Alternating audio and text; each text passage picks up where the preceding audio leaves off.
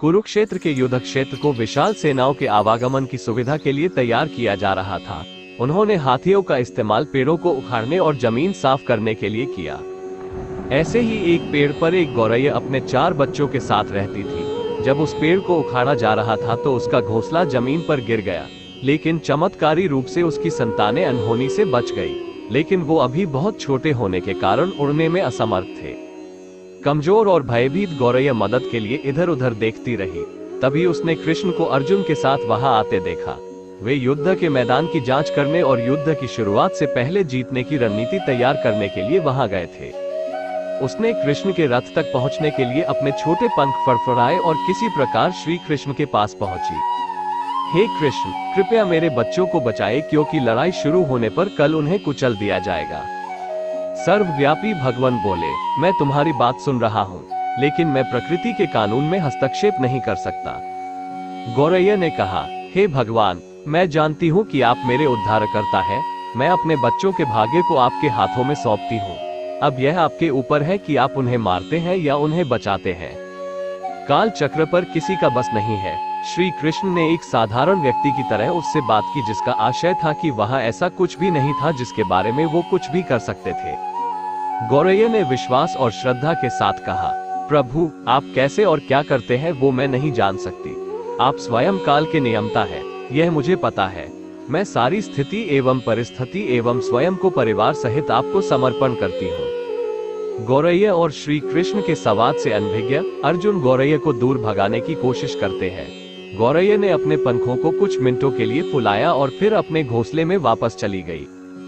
2 दिन बाद शंख के उद्घोष से युद्ध शुरू होने की घोषणा की गई। कृष्ण ने अर्जुन से कहा कि अपने धनुष और बाण मुझे दो।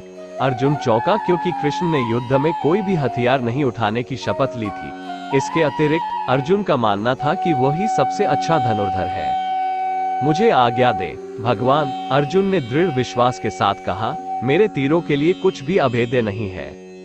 चुपचाप अर्जुन से धनुष लेकर कृष्ण ने एक हाथी को निशाना बनाया, लेकिन हाथी को मार के नीचे गिराने के बजाय तीर हाथी के गले की घंटी में जा टकराया और एक चिंगारी सी उड़ गई। अर्जुन ये देखकर अपनी हंसी नहीं रोक पाई कि कृष्ण एक आसान सा निशान चूक गए। क्या मैं प्रयास करूं? उसने स्वयं को प्रस्तुत किया। उसकी प्रतिक्रिया को नजरअंदाज करते हुए कृष्ण ने उन्हें धनुष वापस दिया और कहा कि कोई और कार्रवाई आवश्यक नहीं है। लेकिन केशव, आपने हाथी को क्यों तीर मारा? अर्जुन ने पूछा। क्योंकि इस हाथी ने उस गौरैया के आश्रय उसके घोंसले को, जो कि एक पेड़ पर था, उसको गिरा दिया था।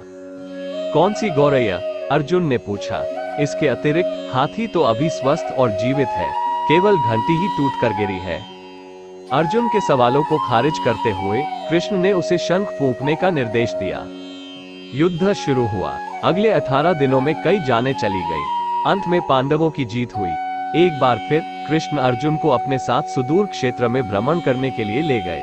कई शव अभी भी वहां हैं जो उनके अंतिम संस्कार का इंतजार कर रहे हैं। जंग का मैदान गंभीर अंगों और सिर, बेजान सीढ़ियों और हाथियों से अटा पड़ा था। कृष्ण एक निश्चित स्थान पर रुके और एक घंटी जो कि हाथी पर बांधी जाती थी उसे देखकर विचार करने लगे। अर्जुन, उन्होंने कहा, क्या आप मेरे लिए ये घंटी उठाएंगे और इसे एक तरफ रख देंगे? निर्देश बिल्कुल सरल था, परंतु अर्जुन के समझ में नहीं आया। आखिरकार विशाल मैदान में जहां बहुत सी अन्य चीजों को साफ करने की जरूरत थी, कृष्ण उसे धातु के एक टुकड़े को रास्ते से हटाने के लिए क्यों कहेंगे? उसने प्रश्नवाचक दृष्टि से उनकी ओर देखा। हाँ, ये घंटी, कृष्ण ने दोहराया। यह वही घंटी है जो हाथी की गर्दन पर पड़ी थी, जिस पर मैंने तीर मारा था। अर्जुन बिना किसी और सवाल के भारी घंटी उठाने के लिए नीचे झुका। जैसे ही उन्होंने इसे उठाया, उसकी हमेशा के लिए जैसे दुनिया बदल गई। 1, 2, 3, 4 और 5, 4 युवा पक्षियों और उसके बाद एक गौरैया उस घंटी के नीचे से निकले। बाहर निकल के माँ और छोटे पक्षी कृष्ण के इर्द गिर्द मंडराने लगे एवं बड़े आनंद से उनकी परिक्रमा करने लगे। 18 दिन पहले काटी गई एक घंटी ने पूरे परिवार की रक्षा की थी। मुझे क्षमा करें हे कृष्ण, अर्जुन ने कहा। आपको मानव शरीर में देखकर और सामान्य मनुष्यों की तरह व्यवहार करते हुए मैं भूल गया था कि आप वास्तव में कौन हैं। इस चैनल को सब्सक्राइब करो।